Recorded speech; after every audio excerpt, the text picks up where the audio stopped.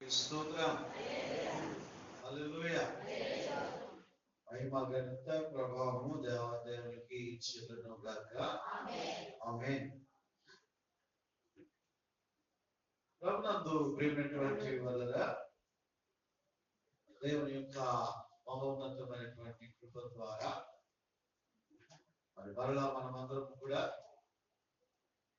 జీవం కలిగినటువంటి దేవుని మందిరంలో చేరి ఈ రీతిగా దేవుని ఆరాధించి గణపరచడానికి ప్రభు మనకి ఇచ్చినటువంటి సమయాన్ని బట్టి దేవాదేవునికి స్తోత్రాలు వందనాలు తెలియజేస్తున్నాను. ప్రత్యేకంగా మనకు గడిచినటువంటి 5 నెలలు కూడా దేవుడు కాచి కాపాడి 6వ నెలలో మొదటి దినములోనే మనము దేవుని సన్నిధికి రావటానికి, ఆయన యొక్క బలను సమీపించడానికి ప్రభు మనకు అనుగ్రహించినటువంటి ఈ కృపను బట్టి దేవాదేవునికి స్తోత్రాలు వందనాలు తెలియజేస్తున్నాను. దేవునికి మహిమ ప్రభావమైన ఆరోగ్యత రెండు పైకెత్తి దేవునికి స్తోత్రం చేద్దాం. హల్లెలూయా, హల్లెలూయా, హల్లెలూయా. దేవుని బిడ్డలా, మరి గత నెలలో అనేక మంది బలహీనపడ్డారు. అనేక మంది మరి వారి యొక్క ప్రియులైనటువంటి వారిని కోల్పోయి మరి దుఃఖంలో వారు మునిగిపోయి ఉన్నారు. అలాగే సంఘంలో అనేకమైనటువంటి శుభకార్యాలు జరిగాయి, అశుభ కార్యాలు జరిగాయి, పిల్లల కార్యక్రమాలు జరిగాయి. ఇంకా మే నెలంతా కూడా మరి ఆయా గృహాల్లో ఆయా రీతులుగా ఆయా స్థలాల్లో ప్రభుని మహిమపరచడానికి, ప్రభుని ఘనపరచడానికి ప్రభువు చూపించినటువంటి కృపను బట్టి, ఆయన నడిపింపును బట్టి దేవునికి స్తోత్రాలు తెలియజేస్తున్నాను. అదేవిధంగా మరి గత వారంలో మరి దేవుడు చేసినటువంటి అనేకమైనటువంటి అద్భుత కార్యాలను బట్టి కూడా మరి దేవునికి స్తోత్రాలు తెలియజేస్తున్నాను. మరి పెను ప్రమాదం నుండి మరి రమణ గారి కుటుంబాన్ని దేవుడు రక్షించాడు.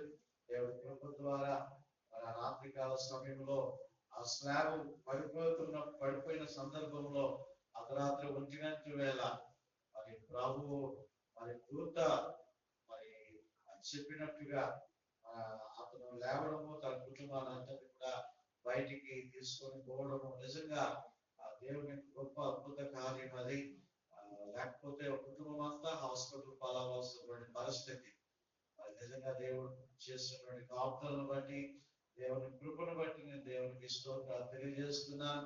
నిజంగా మరి తన యొక్క భార్య కుటుంబంలో మరి రమణి మరి ఎంతో భయభక్తులు కలిగి దేవుని సన్నిధిని విడువక పాదాలు పట్టుకొని దేవుని సన్నిధిలో గోజాడుతున్నప్పుడు దేవుడు కుటుంబానికి రక్షణగా దేవుడు సహాయం చేసి నడిపించాడు. అదేవిధంగా మరి గతంలో టైఫాయిడ్ ఫీవర్ తో మరి బాధపడుతున్నటువంటి కుమార్ తన బిడ్డ కొరకు ప్రార్థించాం. ఈ రోజు ఆ బిడ్డ కూడా దేవుని సభలో ఉండడానికి దేవుడు సహాయం చేశాడు. అలాగే కుక్కుల లక్ష్మి గారు మరి సహోదరి కూడా ఎంతో తీవ్ర బలహీనత కలిగినప్పుడు మరి దేవుని సన్నిధిలో ప్రార్థన చేస్తున్నాం. దేవుడు ఆ బిడ్డ కూడా మరి స్వస్థపరిచి దేవుని సన్నిధిలో మరి తన బలను సమీపించడానికి క్షేమాన్ని బట్టి కూడా దేవునికి స్తోత్రాలు తెలియజేస్తున్నాను. ఈ రీతిగా అనేక మంది జీవితాల్లో దేవుడు గొప్ప కార్యాలను జరిగించి ఆయన సన్నిధిలో మళ్ళా నిలవబెట్టి ఉన్నాడు. దేవాదేవునికి మహిమ కలుగును గాక. హల్లెలూయా. ప్రియమైనటువంటి దేవుని బిడ్డలారా, కొద్ది నిమిషాలు దేవుని యొక్క వాక్యాన్ని జ్ఞాపకం చేసుకుందాం. పరిశుద్ధాత్మ దేవుని యొక్క బిడ్డలముగా పరిశుద్ధాత్మ సహాయము సహకారము అనేటువంటిది మనకి ఎంతైనా అవసరం. ముఖ్యంగా యేసు క్రీస్తు ప్రభువారు మనందరి యొక్క పాపక్షమాపణార్థమై ఆయన సిలువ వేయబడి మరణించి సమాధి చేయబడి పునరుత్థానుడైన తిరిగి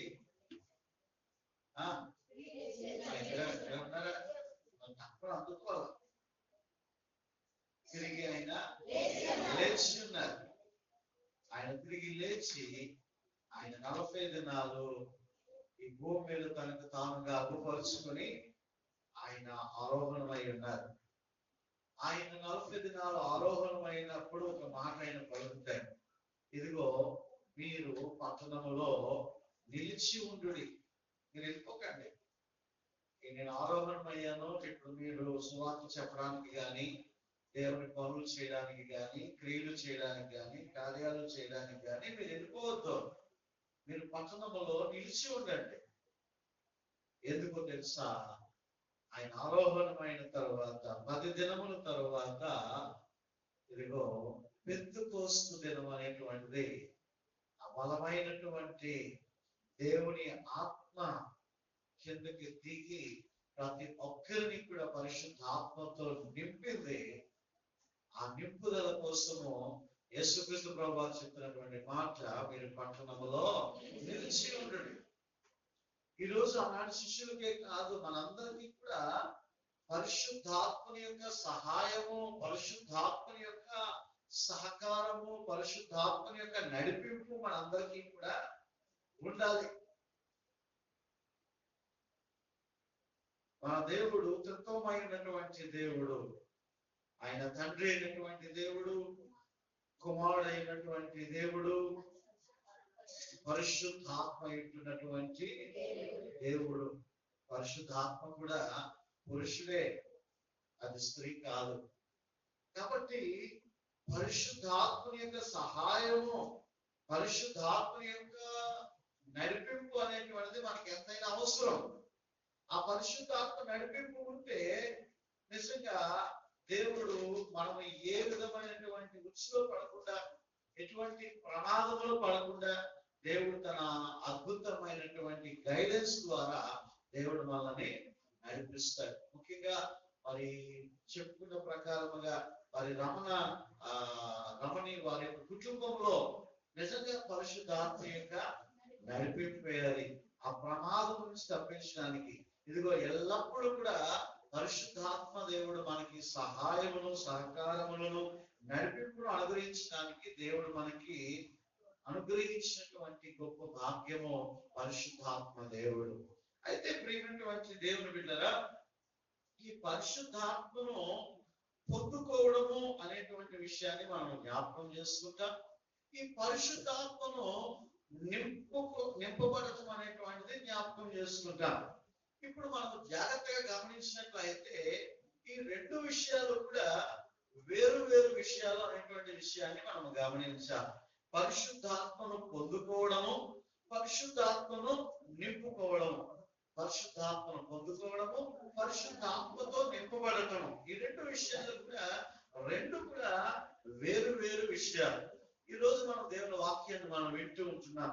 కాబట్టి పరిశుద్ధాత్మను మనం పొందుకున్నామా లేదా పరిశుద్ధాత్మతో మనం నింపబడ్డామా అనేటువంటిది ఎవరికి వారే ఈ యొక్క సందేశము చివరికి వెళ్ళినప్పటికీ మనకు అర్థమవుతుంది. మనం నింపబడ్డామా లేదా పరిశుద్ధాత్మను మనం పొందుకున్నామా అనేటువంటి విషయాన్ని మనం జ్ఞాపకం చేసుకోవాలి. ప్రియమైనటువంటి దేవుని బిడ్డలారా, మొట్టమొదటిగా పరిశుద్ధాత్మను పొందుకోవడం అనేటువంటి విషయాన్ని మనం జ్ఞాపకం చేసుకుంటే, ఎప్పుడైతే నీవు యేసుక్రీస్తు ప్రభువారిని సొంత రక్షకునిగా నీవు అంగీకరిస్తావో, నీవు అంగీకరించిన వెంటనే నీవు పరిశుద్ధాత్మ అనేటువంటిది నీవు పొందుకుంటావు.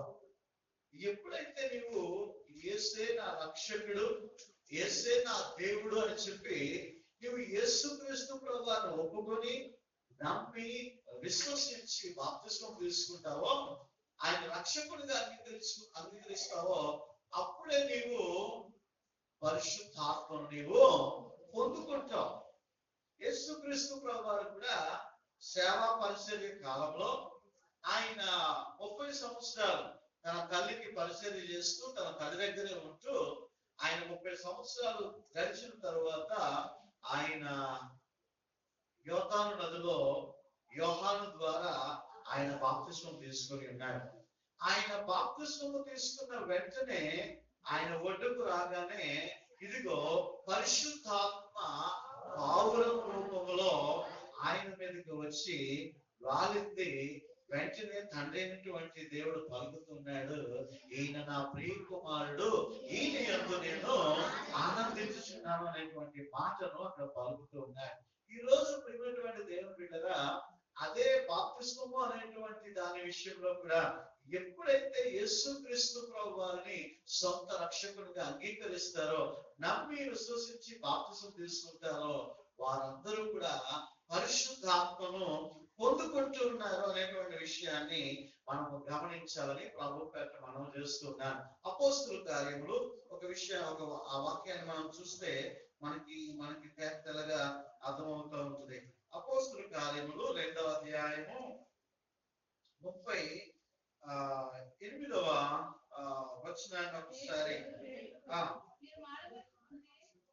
పేతురు చెప్తున్నాడు, మీరు మారుమనసు పొంది పాప క్షమాపణ నిమిత్తము ప్రతి వాడును యేసుక్రీస్తు నామమున బాప్తిస్మము పొందుడి, అప్పుడు మీరు పరిశుద్ధాత్మ అను వరము పొందుతారు. ఎప్పుడు పొందుతారట? యేసుక్రీస్తు ప్రభు వారి యొక్క నామమున బాప్తిస్మము పొందిన వెంటనే మీరు పరిశుద్ధాత్మ అనేటువంటి వరాన్ని పొందుకుంటారు. పరిశుద్ధాత్మ వరము అనేటువంటిది మీరు పొందుకుంటారు. ఎవరైతే బాప్తిస్మం తీసుకుంటారో, రక్షణ పొందుతారో, యేసే నా రక్షకుడని ఒప్పుకుంటారో వారు పరిశుద్ధాత్మను వారు పొందుకుంటారు. తర్వాత ఈ వాగ్దానము మీకును మీ పిల్లలకును దూరస్తులందరికీ, అనగా ప్రభువైన మన దేవుడు తన యొద్దకు పిలిచిన వారి అందరికీ చెందునని వారితో చెప్పాను. హల్లెలూయా. ఈ కార్యము మన పిల్లలకి, దూరస్తులకి, దేవుడిని తన యొద్దకు పిలిచిన వారికి అందరికీ కూడా, ఎవరైతే దేవుడి దగ్గరికి వస్తారో వారందరికీ కూడా దేవుడి వరాన్ని ఇచ్చేస్తూ ఉన్నాడండి. హల్లెలూయా. ఈ పరిశుద్ధాత్మను పొందుకోవడం అనేటువంటి వరాన్ని దేవుడు ఇచ్చేస్తూ ఉన్నాడు. ఇది నిజంగా మన యొక్క జీవితాలకు ప్రభువు దేవుడు మనకు దయచేసినటువంటి గొప్ప ధన్యత, ఒక గొప్ప ధన్యత. దేవుని బిడ్డగా పరిశుద్ధాత్మను పొందుకోవడం అనేటువంటిది నిజంగా దేవుడు మనకి ఇచ్చినటువంటి గొప్ప ధన్యత. ఎవరైతే బాప్తిసం తీసుకుంటారో, రక్షణ పొందుతారో, ఆయనను విశ్వసించి ఆయన నమ్మిక వచ్చి ఆయన మార్గంలో జీవిస్తామని వడంబడిక చేసుకుంటారో వారందరికీ కూడా పరిశుద్ధాత్మని ఆయన అనుగ్రహిస్తాడు. అయితే దేవుని బిడ్డగా మీలో చాలా మందికి రేషన్ కార్డులు వచ్చే ఉంటాయి కదా. రేషన్ కార్డులు వచ్చే ఉంటాయి. రేషన్ కార్డులు వారి తాలూకా ఎలిజిబిలిటీ బట్టి రేషన్ కార్డు అందరికీ కూడా వస్తాయి. రేషన్ కార్డు రాగానే మనం చేసేటువంటి పని ఏంటంటే ప్రతి నెల కూడా తప్పకుండా ఏం చేస్తాము, ఆ బియ్యం తెచ్చుకుంటాం కదా. తెచ్చుకుంటారు. ఎందుకంటే నా రేషన్ కార్డు మొత్తం తీసేసాను, లేదు నా రేషన్ కార్డు. అయితే ప్రియమైనటువంటి దేవుని బిడ్డగా ఈ రేషన్ కార్డు ఉన్న వాళ్ళందరూ కూడా ఖచ్చితంగా వారికి రేషన్ కార్డు ఉంది కాబట్టి వారికి ఏమవుతుంది, ప్రతి నెల ఆ యొక్క రేషన్ బియ్యం అనేటువంటివి వాహనం ద్వారా జగన్ గారు ఉన్నప్పుడు పెట్టారు, మళ్ళా తీసేస్తారట, మళ్ళా డిపోకి వెళ్ళాలంట. మళ్ళా ఏదో రకంగా నెల మొదటి అయినప్పటికీ ఏమవుతుందంటే ఆ రేషన్ కి ప్రతి ఒక్కరు కూడా బియ్యానికి వెళ్ళి ఆ బియ్యాన్ని తెచ్చుకుంటూ ఉంటారు. దేవుని బిడ్డగా అది మీ హక్కుగా మారిపోయింది. అది అయితే పరిశుద్ధాత్మను పొందుకోవడం కూడా అంతే. మీకు ప్రతి నెల కూడా ఏమవుతుందంటే ఆ రేషన్ బియ్యమో లేదా సన్న బియ్యమో లేదా ఏ బియ్యమో మనకు తెలియదు, కానీ ఆ బియ్యం నీకు వస్తున్నప్పుడు ఆ బియ్యం నువ్వేం చేస్తున్నావు అంటే దాన్ని తీసుకుంటున్నావు, దాన్ని పొందుకుంటున్నావు. కానీ దాన్ని వండుకొని తిని నీవు తృప్తిగా జీవించగలిగితే అది నింపుకోవడం. ఏమంటే పొందుకోవడం వేరు, నింపుకోవడం వేరు, నింపబడటం వేరు కదా. నువ్వు పొందుకుంటున్నావు అంతవరకే. నువ్వు ఒక బియ్యాన్ని నువ్వు పొందుకుంటున్నావు, ఆ రైస్ నువ్వు పొందుకుంటున్నావు అంతవరకు ఉంటుంది. దాన్ని తెచ్చుకుంటున్నావు, లోపల భద్రపరుచుకున్నావు. దానివల్ల నీకు ఏదైనా ఉపయోగం ఉందా అంటే లేదు. అంటే పరిశుద్ధాత్మను అందరూ పొందుకుంటున్నారు. పరిశుద్ధాత్మను ఎవరైతే యేసునామములో బాప్తిసం తీసుకుంటున్నారో, రక్షణ పొందుతున్నారో వారందరూ కూడా పరిశుద్ధాత్మను పొందుకుంటున్నారు. ఆ పరిశుద్ధాత్మ అనేటువంటి వరాన్ని దేవుడు మనకు ఉచితంగా ఇస్తున్నాడు. కానీ ఈ పరిశుద్ధాత్మను పొందుకున్న తర్వాత ఆ పరిశుద్ధాత్మతో నింపబడేటువంటి వారు ఎంతమందిగా ఉంటున్నారు. అందుకే అంటున్నాను, పరిశుద్ధాత్మను పొందుకోవడం వేరు, పరిశుద్ధాత్మతో నింపబడడము వేరు. మనం ఈ బీచ్ కి వాటికి పిల్లలు తీసుకెళ్తున్నప్పుడు, ఈ ఆడుకుంటున్నప్పుడు ఈ గ్యాస్ బెలూన్లు వస్తూ ఉంటాయి కదా, గ్యాస్ బెలూన్లు కనబడుతూ ఉంటాయి. ఈ గ్యాస్ బెలూన్ దాని నిండా కూడా గ్యాస్ తో నింపబడితే ఆ గ్యాస్ బెలూన్ ని ఎంత కిందకి నీవు అదమాలన్నా సరే, ఆ కిందకి నీవు ఎంత నొక్కి పెట్టి ఉండాలన్నా సరే, ఆ గ్యాస్ బెలూన్ ఏమవుతూ ఉంటుంది? ఎందుకు? నింపబడింది కాబట్టి. ఆ బెలూన్ నిండా గ్యాస్ నింపబడింది కాబట్టి ఆ బెలూన్ నువ్వు ఎంత కిందకి నొక్కాలన్నా అది ఏం చేస్తా ఉంటది? లేస్తా ఉంటది, పైకి లేస్తా ఉంటది. అంటే ప్రియమైనటువంటి దేవుని బిడ్డగా నింపబడినటువంటి విశ్వాసుల యొక్క జీవితాలు కూడా అవే. ఎవరైతే నింపబడతారో వారు దేవుని గురించినటువంటి సాక్ష్యం ఇవ్వకుండా వారు ఉండలేరు, దేవుని గురించి ప్రకటించకుండా ఉండలేరు, దేవుని గురించి ఆలోచన చేయకుండా వారు ఉండలేరు, దేవుని గురించి పరుగులెత్తకుండా వారు ఉండలేరు. ఎందుకంటే వారు నింపబడ్డారు. దేంతో నింపబడ్డారు? పరిశుద్ధాత్మతో వారు నింపబడ్డారు. కాబట్టి అమ్మో నేను ఎప్పుడు దేవుని గురించి ప్రకటించాలి, అమ్మో నేను ఎప్పుడు సువార్త చేయాలి, అమ్మో నేను ఎప్పుడు దేవుని కార్యాలు చేయాలి, అమ్మో నేను ఎప్పుడు సాక్ష్యం చెప్పాలి, అమ్మో నేను ఎప్పుడు దేవునికి మహిమకరముగా ఉండాలి అని చెప్పి వారు నింపబడినటువంటి వారు ఎప్పుడు కూడా పైకి లేస్తానే ఉంటారు అన్నమాట. అంటే వారు ఆత్మతో పరిపూర్ణముగా వారు నింపబడినటువంటి వారు కాబట్టి పొందుకోవడం వేరు, నింపబడము వేరు. ఆత్మను పొందుకోవడం అనేటువంటిది దేవుడు అందరికి ఇచ్చినటువంటి వరమే. కానీ నింపబడినటువంటి వారు మటుకు కొద్దిమంది కనబడుతున్నారు అనేటువంటి విషయాన్ని మనము గమనించాలని ప్రభు పేరిట మనము చేస్తున్నాం. లోకంలో ఉన్నటువంటి ఈ నింపబడినటువంటి వారు లోకంలో ఉన్నటువంటి లోకాశలను, శరీరాశలను ఆకర్షిస్తున్నప్పటికీ కూడా వాటికి వారు దూరంగా ఉంటూ దేవునికి దగ్గరగా ఉండాలనుకుంటారు. హల్లెలూయా. నింపబడినటువంటి వారు, పరిశుద్ధాత్మతో నింపబడినటువంటి వారు లోకాశలు ఏం చేస్తారు? దూరంగా ఉంటారు. శరీరాశ, నేత్రాశ, జీవపుడమము ఇటువంటి లోక మాలిన్యము వారికి అంటుకొనకుండా, అమ్మో ఇది నా దేవునికి ఇష్టం లేనటువంటి పని, ఇదిగో ఇది నా దేవుని ఆయాసపరిచేటువంటి పని, అమ్మో నేను దేవుని యందు నేను ప్రత్యేకపరుచుకునేటువంటి జీవితాన్ని నేను జీవిస్తానని చెప్పి ఏం చేస్తూ ఉంటారంటే పరిశుద్ధాత్మతో నింపబడినటువంటి వారు ఎక్కడ కూడా వారు కమిట్మెంట్ అవరు.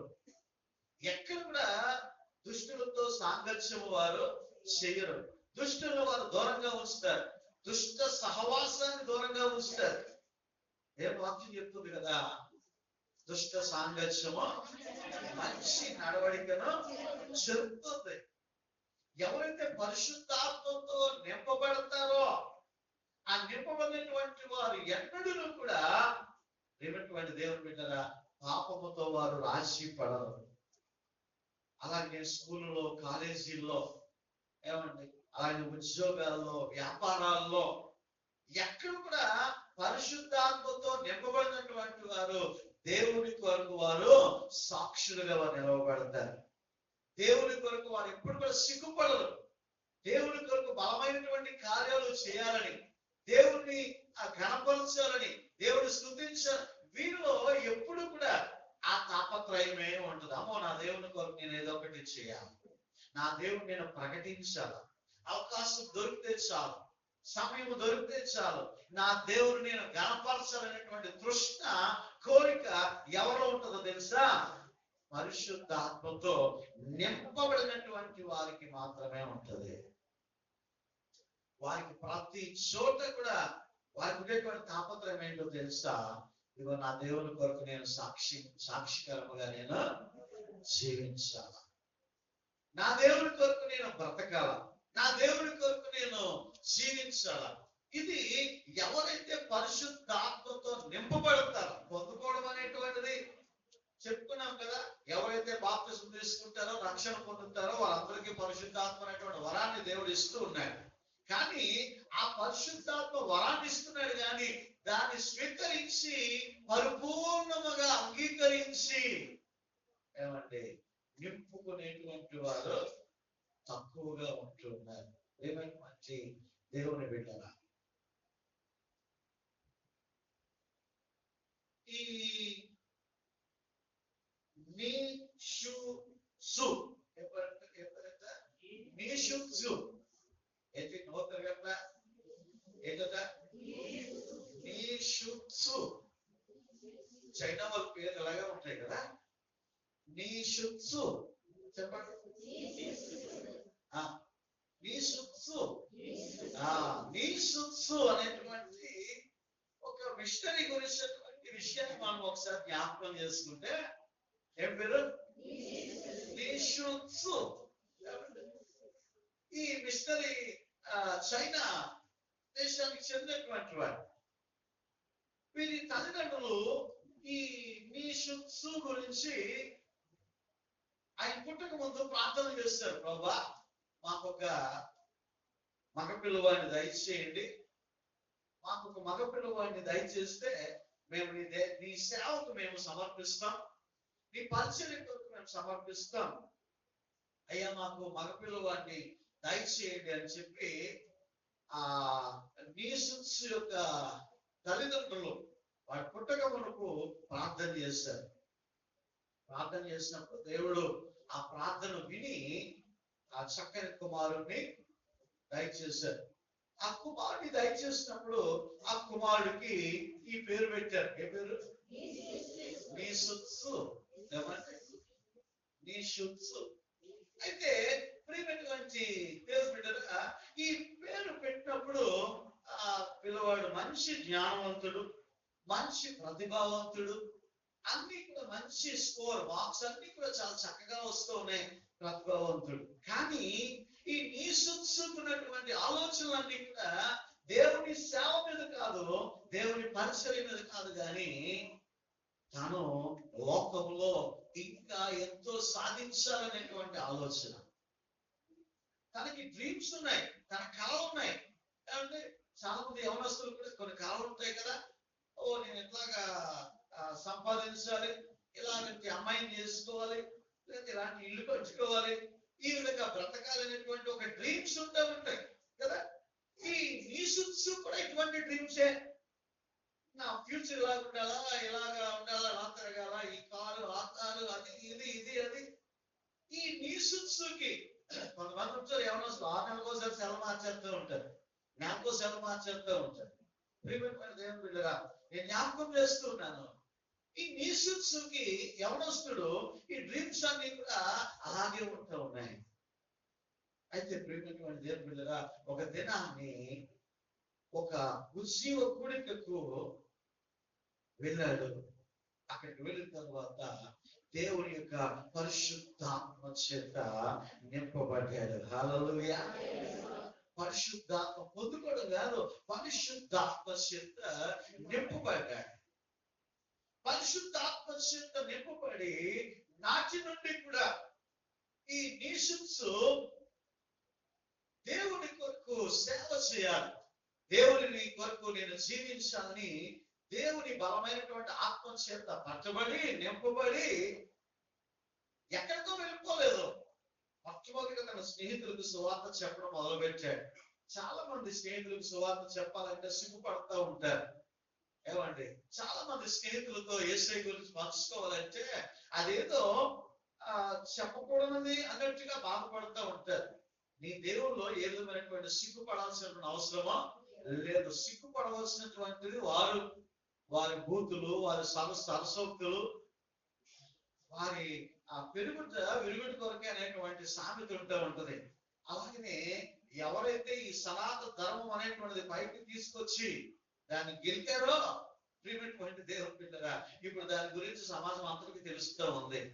ఒక్కొక్కడు కూడా దాని గురించి మాట్లాడుతూ ఉంటే ఎంత భయంకరమైనటువంటి విషయాలు ఉంటున్నాయా, ఎంత కాముకత్వంతో కూడినటువంటివి, కామాతురతతో ఉండేటువంటి విషయాలు ఉంటున్నాయా, అయ్యో అనేకమైనటువంటి దేవుళ్ళ విషయంలో కూడా ఇటువంటి కార్యాలు జరిగినటువంటి సందర్భాలు ఉంటూ ఉన్నాయా అనేకమైనటువంటి విషయాలు ఇప్పుడు ఆ చర్చల్లోనూ, ఆ డిబేట్లలోనూ, ఆ భక్తుల మాటల్లోనూ, ఆయా విషయాల్లో కూడా బయటపడతా ఉంటే ఇలా చోరు మోసుకోవాల్సి వస్తూ ఉంటుందంట. ఎంత భయంకరమా అని. నీ దేవుడి గురించి చెప్పడానికి సిగ్గెందుకు? కామ, క్రోధ, లోభ, మోహ, మదమత్సరాలు అయినటువంటి ఏకైక పరిశుద్ధ దేవుడు ఆయన. చెప్పరే చెప్పరే చెప్పరే సిగ్గుపడాల్సిన పని లేదు. 2 చేతుల పైకి నీ దేవుడికి స్తోత్రం చెప్పాలి. ఏమంటే ఎందుకో తెలుసా? నేను నమ్ముకున్న దేవుడు అటువంటి పరిశుద్ధ దేవుడు ఆయన. నేను ఉన్నటువంటి దేవుడి గొప్పతనం అది. నువ్వు ఎందుకు సిగ్గుపడుతున్నావు? ఏమనొస్తుందా? నువ్వు ఎందుకు సైడ్ కొట్టుకుపోతున్నావు? నువ్వు ఎదురు తిరుగు, నువ్వు మాట్లాడు. నీ దేవుడు అనేటువంటి గొప్పతనం. నువ్వు ఇలా మొక్కం తీసుకొని వచ్చాక ఏమంటే మొక్కం తీసుకొని అమ్మ సిగ్గుపరుస్తారేమో, అలలుగా దేవుడు అంటాడేమో, లేకపోతే వెక్కిరిస్తాడేమో. ఎందుకు సిగ్గుపడాలా? ప్రియమైనటువంటి దేవుడు పెట్టారా? ఆనాడు షడ్రక్, మేషక్, అబేద్నెగో అనేటువంటి వారు రోల్ మోడల్ గా నువ్వు తీసుకో. దానియేలు నువ్వు రోల్ మోడల్ గా తీసుకో. వారు అన్యుల దేశంలో వారు దేవుని కొరకు వారు నిలవబడ్డారు. హల్లెలూయా.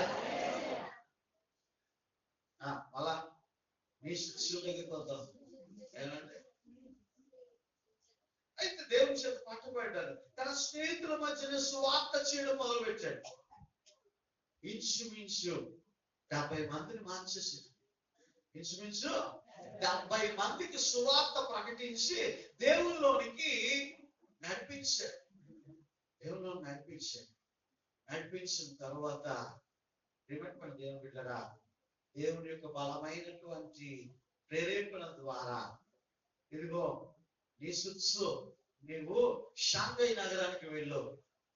ఆ షాంఘై నగరానికి వెళ్ళి అక్కడ సువార్త ప్రకటించినప్పుడు ఈ నీసుత్సు షాంఘై నగరానికి వెళ్ళాడు. అక్కడికి వెళ్ళి దేవుని సువార్తను ప్రకటించాడు. దేవుని సువార్త ప్రకటించడమే కాదు, అక్కడ ఒక గొప్ప రెవల్యూషన్ తీసుకొచ్చాడు, ఒక గొప్ప విప్లవం తీసుకొచ్చాడు. ఏంట విప్లవం అంటే, ఇదిగో సంఘాలు అనేటువంటివి ఎవరో ఇస్తారు, ఎక్కడి నుంచో ఫండ్స్ వస్తాయి, ఏదో చేస్తారు, ఏదో ఇస్తారు, ఇంకో దాని మీద ఆధారపడడం, ఇంకో పెద్ద చర్చ్ మీద డిపెండ్ అవడం కాదు. చిన్న సంఘము దగ్గర నుంచి ఏ సంఘం అయినప్పటికీ కూడా వారు సెల్ఫ్ గా, ఇండివిజువల్ గా వారు సంఘాలను నడుపుకోవాలి అనేటువంటి ఒక విప్లవాన్ని తీసుకొచ్చినప్పుడు అనేకమైనటువంటి చిన్న చిన్న సంఘాలు అనేకమైనటువంటివి ఆ చైనా దేశంలో ఏర్పడ్డాయి. చాలా సంఘాలను నెలకొల్పాడు ఈ యొక్క నీషుత్సు. తర్వాత తను గ్రహించాడు, ఇదిగో దేవుడు నన్ను ఊరకనే ఏర్పాటు చేసుకోలేదు. దేవుడు నన్ను ఊరకనే పరిశుద్ధాత్మ అనేటువంటి దాంతో నన్ను నింపలేదు. కాబట్టి నేను ఇప్పటి నుంచి నీషుత్సు కాదు, వాచ్మ్యాన్ నీ అని పేరు పెట్టుకున్నాడు. ఏం పేరట? మార్పేది పేరు నీషుత్సు పేరు మారిపోయి వాచ్మ్యాన్ నీ అంటే కాపలాదారుని. నేను ఎవరైతే నశించిపోతున్నటువంటి ఆత్మలు రక్షించాలి, వారిని నేను కాపలా కాయాలి. వారు తప్పిపోకుండా, వారు నిత్య నరకానికి పోకుండా దేవుడు నన్ను ఒక వాచ్మ్యాన్ లాగా ఏర్పాటు చేశాడు. దేవుడు నన్ను ఒక వాచ్మ్యాన్ గా, ఒక కాపలాదారుగా ఏర్పాటు చేశాడు కాబట్టి నేను ఆ విధంగానే జీవిస్తాను అని చెప్పేసి తన పేరు వాచ్మ్యాన్ మీ అనేటువంటి పేరుని మార్చుకొని దేవుని ద్వారా ముందుకు సాగిపోతూ ఉంటున్నాడు. చైనా, ఇండోనేషియా, సింగపూర్, సాంఘై, అనేకమైన మలేషియా, ఇటువంటి అనేకమైనటువంటి దేశాల్లో దేవునికి సువార్తను ప్రకటించాడు. ఉండలేకపోతా ఉన్నాడు. తనలో ఉన్నటువంటి పరిశుద్ధాత్మ నింపబడుతూ ఉంటే వారు ఉండలేకపోతూనే ఉన్నారు. నిజంగా ఎవరైతే నింపబడతారో వారు ఉండలేరండి. ఏమంటే వారు దేవుడి గురించి చెప్పలేకుండా చిన్నపిల్లలు పాట పాడతారు కదా, చెప్పలేను బాబోయ్ ప్రభు గొప్పతనాన్ని, బాబోయ్ చెప్పలేను బాబోయ్ ప్రభు గొప్పతనాన్ని. ఎక్కడికైనా సరే అమ్మో నా దేవుడి గురించి చెప్పాలా, అమ్మో నేను సాక్ష్యం ఇవ్వాలా, అమ్మో నేను దేవుడి చేత దేవుడిని గణపరచాలా. ఇది పరిశుద్ధాత్మ చేత నింపబడినటువంటి వారి యొక్క లక్షణాలు. ఎక్కడ అవకాశం వస్తే అక్కడ చెప్పాలా, ఎక్కడ అవకాశం వస్తే దేవుడిని ప్రకటించాలా. ఈ వాచ్మెన్ ని కూడా అనేకమైనటువంటి చోట్లకు వెళ్ళి దేవుని యొక్క సువార్తను ప్రకటిస్తూ ఉన్నాడు. ప్రియమైనటువంటి దేవుని బిడ్డరా, అయితే ప్రియమైనటువంటి దేవుని బిడ్డరా, 1949వ సంవత్సరంలో చైనా దేశంలో కమ్యూనిస్ట్ గవర్నమెంట్ అధికారంలోకి వచ్చింది. ఆ కమ్యూనిస్ట్ గవర్నమెంట్ అధికారంలోకి వచ్చినప్పుడు సుమారు ప్రియమైనటువంటి దేవుని బిడ్డరా అనేక మంది క్రైస్తవుల్ని, కాపరులని, సంఘాలని కూడా విచ్ఛిన్నం చేసేసారు కమ్యూనిస్ట్ గవర్నమెంట్ వచ్చిన. చివరికి ఈ వాచ్మెన్ నీని కూడా ఏం చేశారంటే ప్రభుత్వం తాలూకు ఆర్థిక కలాపాలను పాడు చేస్తున్నాడు. అనేక మంది రెవల్యూషన్ సృష్టిస్తూ ఉన్నాడు, తిరుగుబాటు చేస్తూ ఉన్నాడు, ప్రభుత్వానికి వ్యతిరేకంగా నడిపిస్తున్నాడు అని చెప్పి ఈ వాచ్మ్యాన్ నీ మీద నిందలు మోపి, అనేక విధముగా నిందలు అవమానాలు మోపి అతని జైల్లో పెట్టేశారు. జైల్లో పెట్టిన తర్వాత తీవ్రమైనటువంటి అనారోగ్యం పాలైపోయాడు. అనారోగ్యం పాలైపోయినా సరే పరిశుద్ధాత్మ చేత నింపబడ్డాడు కదా. జైల్లో కూడా కుదురుగా ఉండలేక కొన్ని పేపర్లు తెప్పించుకొని, కొన్ని పెన్నులు తెప్పించుకొని అక్కడి నుంచి పుస్తకాలు రాయడం మొదలుపెట్టాడు, పత్రికలు రాయడం మొదలుపెట్టాడు. అయితే జైల్లో కూడా కుదురుగా ఉండలేకపోతా ఉన్నాడు. 20 సంవత్సరాలు జైల్లో మగ్గిపోయాడు. ఎవరు? వాచ్మెన్ ని. ఎవరండి? అటువంటి భక్తుల పేరు కాదు మన ధన్యత. ఏ పేరండి? వాచ్మెన్ ని. వెళ్ళి అనేక మందికి ఆ సువార్త ప్రకటించాడు. 20 సంవత్సరాలు జైల్లో మగ్గిపోయాడు. చివరికి రాబోయే యొక్క ఉన్నతమైనటువంటి పిలుపును అందుకొని 1972వ సంవత్సరంలో, ఎప్పుడండి? 1972. ఇన్స్టిట్యూట్గా మీలో ఎవరికైనా 55-60 సంవత్సరాలు ఉంటే అప్పుడు పుట్టుంటారు కదా. 72 సంవత్సరాలు అంటే మొన్నే 1972 అంటే మీలో ఎవరికైనా 55 నుంచి 60 సంవత్సరాలు ఉంటే ఇంచుమించుగా అప్పుడు పుట్టిన అన్నమాట. ఆ 1972వ సంవత్సరంలో ఆయన దేవుని పిలుపును అందుకొని ఆయన చనిపోయాడు. ప్రియమైనటువంటి దేవుని బిడ్డరా, పరిశుద్ధాత్మ చేత నింపబడినటువంటి వారు ఓర్కనే వారు ఉండలేరు. నా దేవుని నేను ప్రకటించాలా. మనందరికీ తెలుసు పేతురు ప్రభుత్వమే ఉన్నాడు, ప్రభుత్వమే సహవాసం చేశాడు. ఏమంటే నేను అనుకుంటాను, రక్తస్రావం కలిగినటువంటి స్త్రీ యేసుక్రీస్తు వారి యొక్క వస్త్రపు చెప్పును ముట్టుకుంటే ఏమైపోయింది? మనకు చుట్టారా చెప్పండి, ఏమైపోయింది? ఆమె రక్తధార కట్టింది, ఆమె స్వస్థపరచబడింది. ప్రభావం బయటకు వెళ్ళిపోయింది అన్నది కదా, వెళ్ళిపోయింది అన్నాడు ప్రభు. అయితే ఎన్నిసార్లు పేతురు రాసుకొని పూసుకొని తిరుగుంటాడు కదా, పక్కన ఉన్నటువంటి వాడు కదా. పడుకున్న దగ్గర పడుకున్నాడు, ఆయన కూర్చున్న దగ్గర కూర్చున్నాడు, ఎన్నిసార్లు ఆయన తాకుంటాడు, ఎన్నిసార్లు ఆయన ముట్టుకొని ఉంటాడు, ప్రభావముఖమైనటువంటి యేసును స్పర్శించి ఉంటాడు, పరిశుద్ధాత్మ పొందుకున్నాడు, కానీ నింపబడలేదు. నింపబడిన తర్వాత ఎప్పుడు పునరుత్థానుడైన తర్వాత, ఆయన ఆరోహణమైన తర్వాత, ఇదిగో బలమైనటువంటి ఆత్మ పెంతెకోస్తు దినాన్ని పైనుంచి దిగి వచ్చినప్పుడు అగ్ని నాలుకలతో విభాగింపబడి పరిశుద్ధాత్మ చేత వారు నింపబడినప్పుడు, అపోస్తుల కార్యములు 4వ అధ్యాయము నింపబడినటువంటి పేతురు 8వ వచనం చదవండి ఒకసారి. పరిశుద్ధాత్మతో ఏం రాయబడింది? నింపబడ్డాడు. హల్లెలూయా. నింపబడిన వారై ప్రజల అధికారులారా, పెద్దలారా, ఆ దుర్బలునికి చేయబడిన ఉపకారం గురించి, ఏ దుర్బలుడు పుట్టి వాడిని బాగు చేశాడు కదా, ఆ దుర్బలుడు చేయబడిన ఉపకారం గురించి వాడు దేవుని వలన స్వస్థత పొందని నేడు మమ్మల్ని విమర్శించుతున్నారు కనుక మీరందరూ ఇశ్రాయేలు ప్రజలందరూ తెలుసుకోవాల్సిందేమనగా, మీరు సిలువ వేసినట్టు మృతులలో నుండి దేవుడు లేపినట్టు నజరేయుడైన యేసుక్రీస్తు నామమునే వీడు స్వస్థత పొంది మీ ఎదుట నిలిచి ఉన్నాడు. ఇల్లు కట్టువారైన మీరు తృణీకరించిన రాయి ఆయనే, ఆ రాయి మూలకు తలరాయి ఆయన, మరియు ఎవని వలనను రక్షణ కలగదు. ఈ నామమునే మనము రక్షణ పొందవలను గాని ఆకాశము క్రింద మనుషుల్లో ఇవ్వబడిన మరి ఏ నామమున రక్షణ పొందలేము అని. ఎంత పవర్ వచ్చిందంటే, సల్మాన్ దగ్గర కూర్చుంటే చిన్నపిల్ల వచ్చింది, నువ్వు ఆయన వెంబడించినట్లు ఒకటే కదా అన్నది. ఏమనుకున్నావు పిల్ల నువ్వు? నేను కాదు,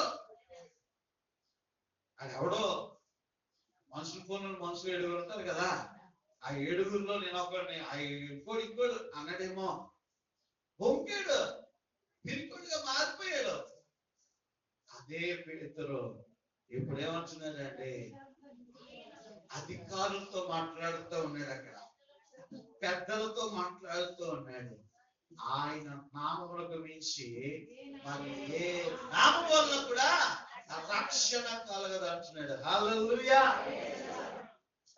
ఎంత గొప్ప సాక్ష్యాన్ని ఇస్తున్నాడు, ఎంత గొప్పగా ప్రకటిస్తున్నాడు. నువ్వు ఇంకా సిగ్గుపడుతున్నావు. పరిశుద్ధాత్మ చేత నింపబడిన వారు సిగ్గుపడరంటే, ఎప్పుడు మహిమపరచాలి, ఎప్పుడు ఒక కొత్త పాట పాడాలా, ఎప్పుడు నేను దేవునికి సాక్ష్యం ఇవ్వాలా, ఎప్పుడు నేను పత్రిక పంచాలా, ఎప్పుడు నేను సువార్త చేయాలి, ఈ తపనే వారిలో రగులుకుంటూ ఉంటుంది. అదేవిధంగా మనం జ్ఞాపకం చేసుకుంటే స్టెఫన్ మనం జ్ఞాపకం చేసుకోవచ్చు. స్టెఫన్ గురించి కూడా చూడండి ఒకసారి. అపోస్తుల కార్యములు 7వ అధ్యాయము 55వ వచనంలో,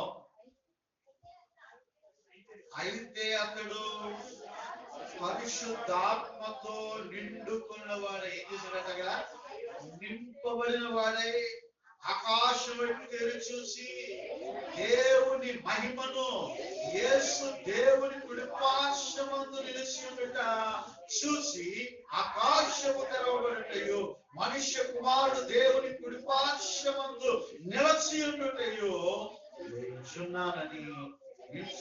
చూస్తున్నానని చెప్పాను. హల్లెలూయా.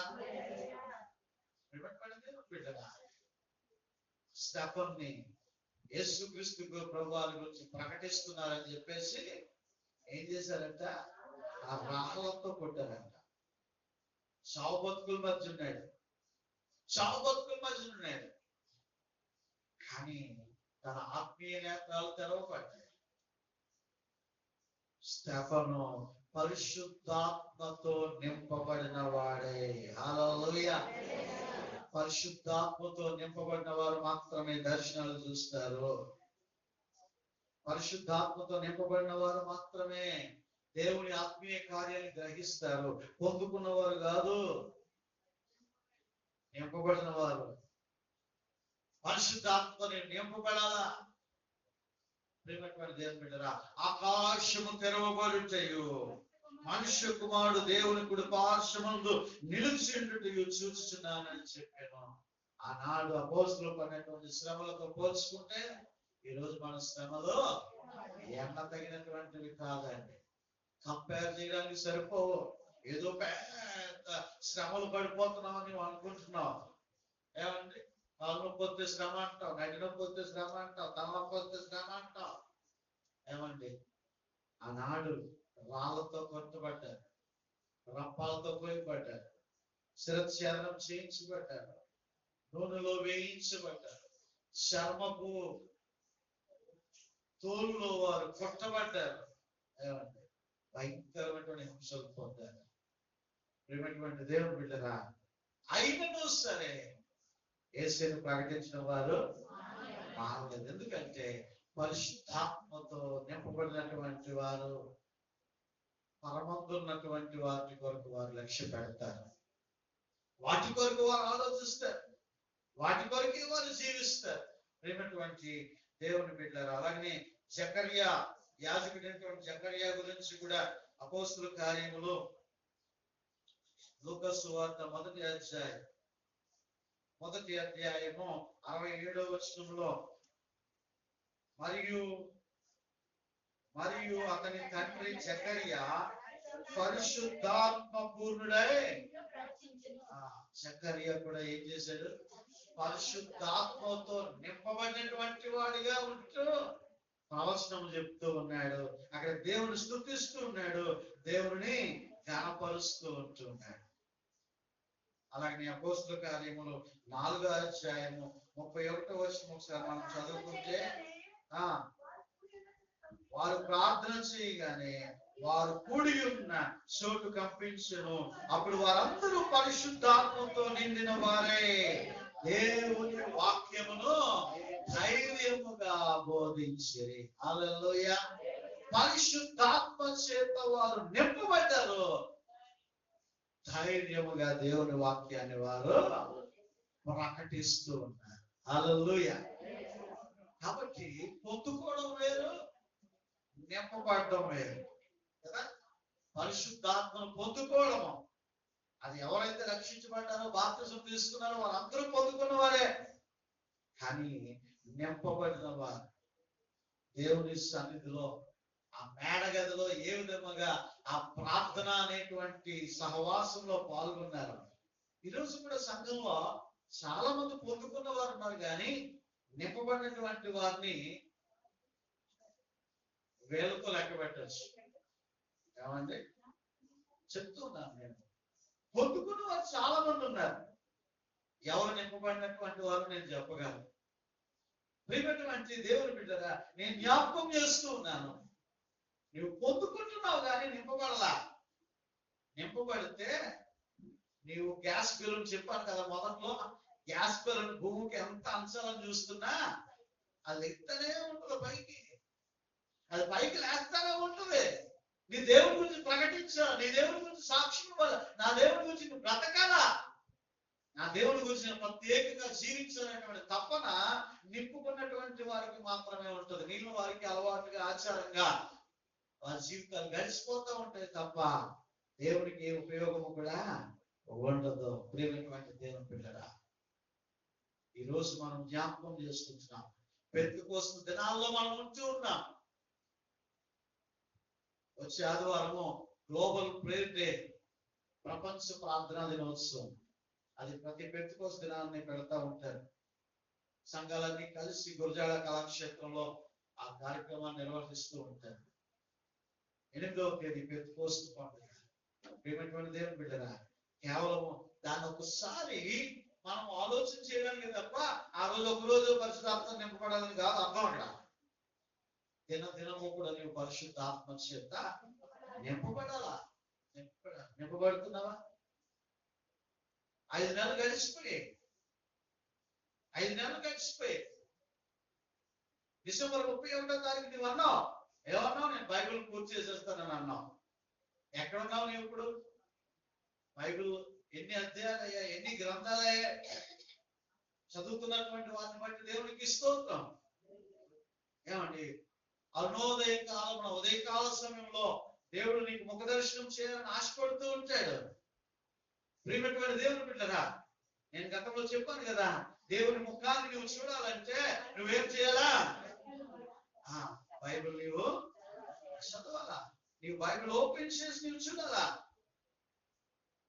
మన ఆ దినాన్ని శుక్రవారం జ్ఞాపకం చేసుకుని ఉన్నాం కదా. ఇర్మియా గ్రంథము 22 ఈ బాల్యదినం అంటే వాటిని చేయను అనుకోవడం వాడుకట. అది అమ్మా 22, 21 ఇర్మియా గ్రంథం 22, 21 చూడండి ఒకసారి. బైబిల్ తెచ్చారా లేదా మార్కెట్కి వచ్చారా? ఆ బ్యాగ్ బట్టి కంపల్సరీ తెలుసుకుంటారు. 22, నీ క్షేమ కాలములలో నీతో మాట్లాడుతుంది, నేను వినని నీ వంటివి, నా మాట వినకపోవడమే నీ బాల్యము నుండి వాడుక. మనకి ఏం వాడుక? మాట వినకపోవడమే వాడుక. ఆయన చెప్తా ఉంటాడు, మేము వింటా ఉంటాం అంటాం కదా. ఆయన క్షేమ దినములో నీకు బాగుగా ఉన్నప్పుడే, నీకు క్షేమంగా ఉన్నప్పుడే ఆయన చెప్తా ఉన్నాడంట. కానీ నువ్వేం చేస్తున్నావు? వినలేకపోవడం నీ వాడికైపోయింది, అది నీకు అలవాటైపోయింది, అది నీ జీవితంలో అదొక అలవాటుగా మారిపోయింది.